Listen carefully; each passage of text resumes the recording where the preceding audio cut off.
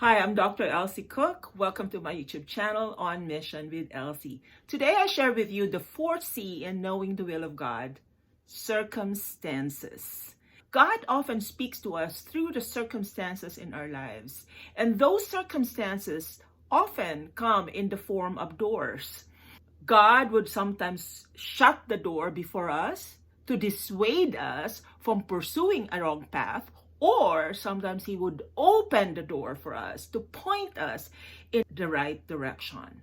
In Revelation chapter 3, verses 7 to 10, the Bible says, "To the angel of the church in Philadelphia, write, these are the words of Him who is holy and true, who holds the key of David. What He opens, no one can shut, and what He shuts, no one can open. I know your deeds. See, I have placed before you an open door that no one can shut.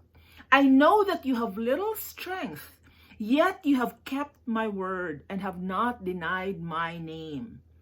I will make those who are of the synagogue of Satan, who claim to be Jews, though they are not, but are liars, I will make them come and fall down at your feet and acknowledge that I have loved you, since you have kept my command to endure patiently.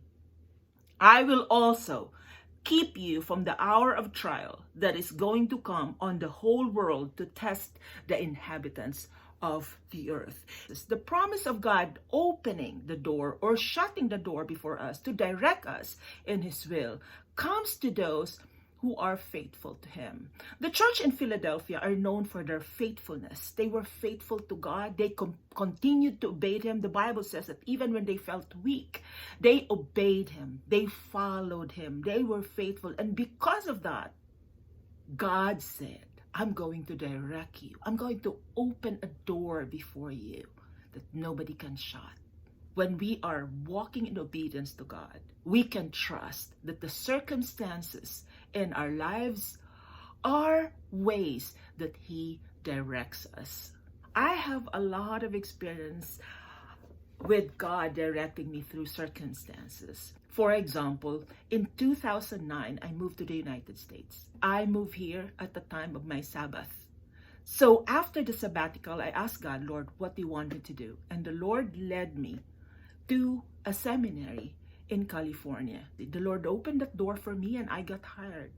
I started as adjunct faculty, but within a year, I was promoted to be one of the executives in the same seminary. And the entire 7 years that I worked in that seminary, almost every 2 years, I got promoted until 2017 happened. And suddenly, the same God who opened the door for me, shut the door before me. I painfully transitioned out of the seminary.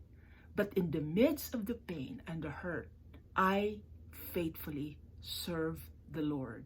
I refuse to do anything that can harm the ministry that God has called me to serve for the last 7 years. And little did I know at that time that when God shut that door for me, it was because He was opening another door for me.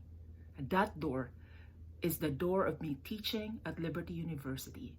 That door also led me to start a nonprofit organization that trains missionaries all over the world. And that door also led to an answer to my prayer. I had only 3 prayers to the Lord. I said, Lord, give us a job that will allow us to provide for our needs.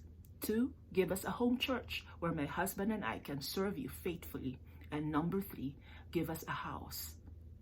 Sure enough, the Lord shut the door for me to serve at the seminary and opened the door for those 3 prayers to be answered.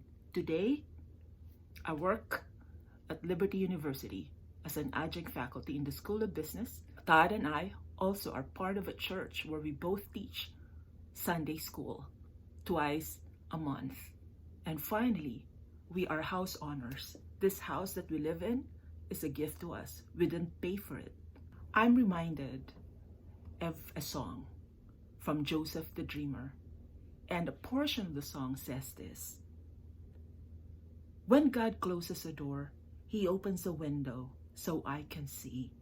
He's working it out, the very best for me. He opens a window for you and me. Maybe you are at a time where you feel like everything is shutting before you. Don't fret. Trust God instead. Be faithful. Be faithful to God. For all you know, the doors that are shutting before you are God's pointers for you to consider a path that He really wants you to pursue. Remember, when God closes the door, He will open another window.